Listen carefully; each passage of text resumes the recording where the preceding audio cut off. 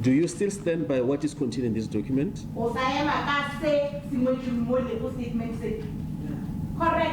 Affidavit-ing ya gagwe Manaka o tlhalositse ka botlalo masetlapelo ao a dirilego ka la 30 Nofemere 2019. O ipoletse gore letšatši pele ga tiragalo yeo o be a šetše Ramabulana morago gohle mo a yago. Manaka o be a etetše Maniagwe motsaneng wa Mokomene mo Ramabulana a beng a dula gona e leng bodulo bja baithuti ka ntle ga campus.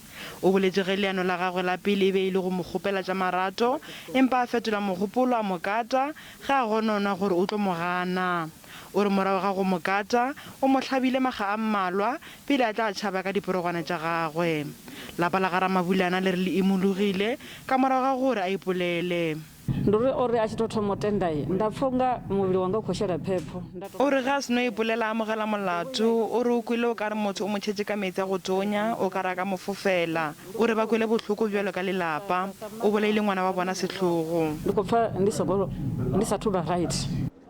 Baithuti ba Capricorn TVET ba tlhole ba tswile ka bontši go tla go thekga balapa.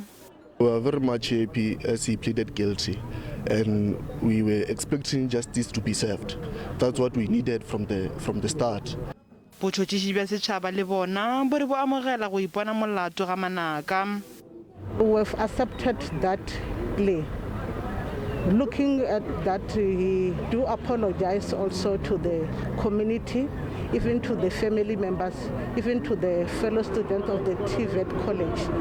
Tomorrow we are going to do the mitigation and then the state will be doing the aggravation of sentence.